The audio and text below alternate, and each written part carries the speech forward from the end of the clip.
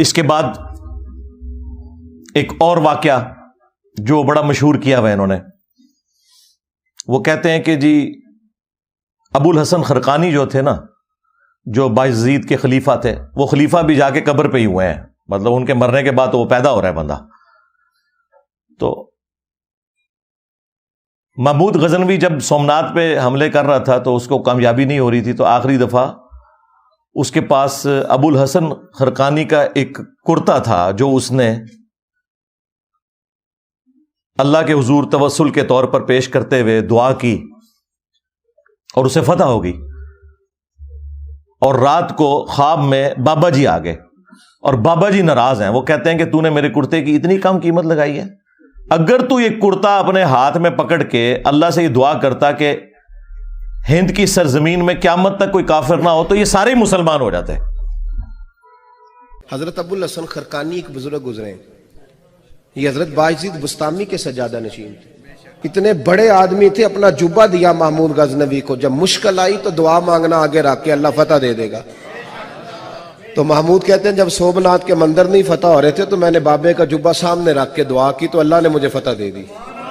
کہتے ہیں بابا جی رات خواب میں ملے تو کہنے لگے تو نے کیا قیمت ڈالی میرے جبے کی؟ کہا حضور کیا مطلب؟ فرمانے لگے تو میرا جبہ سامنے رکھ کے دعا کرتا کہ یا اللہ ہندوستان کے سارے کافر مسلمان ہو جائیں تو اللہ نے توفیق ایمان دے دینی.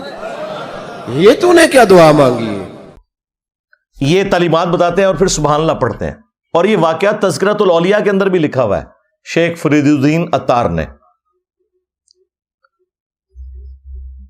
اب یہ واقعات بیان کرتے ہیں تو ہم اس کے مقابلے میں انہیں بتائیں گے کہ بھائی اگر ان کرتوں سے کوئی فرق پڑتا تو اس کائنات میں سب سے عظیم کرتا تو رسول اللہ کا ہے صلی اللہ علیہ وآلہ وسلم.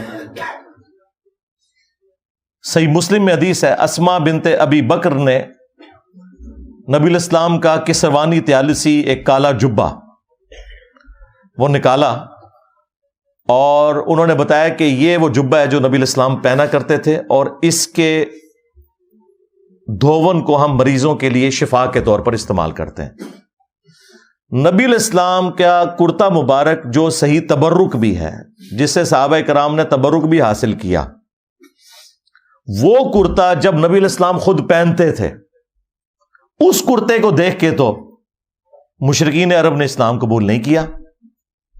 اور اس کے بعد رومنز اور پرشینز کے خلاف جب صحابہ کرام نے جنگیں لڑی ہیں تو وہ کرتا تو نہیں لے کے گئے، جس طرح یہ ابو الحسن خرقانی کے کرتے سے دعا کی ہے، انہوں نے تو رسول اللہ کے کرتے سے کوئی دعا نہیں کی ہے.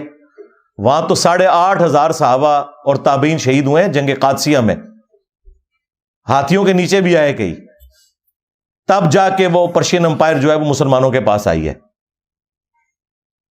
اور جنگ یرموک میں بھی ہزاروں صحابہ اور تابعین شہید ہوئے ہیں، تب جا کے رومن امپائر کی کمر ٹوٹی ہے. ادھر تو کوئی کرتے نہیں لے کے گئے، سب کہانیاں بنائی ہوئی ہیں.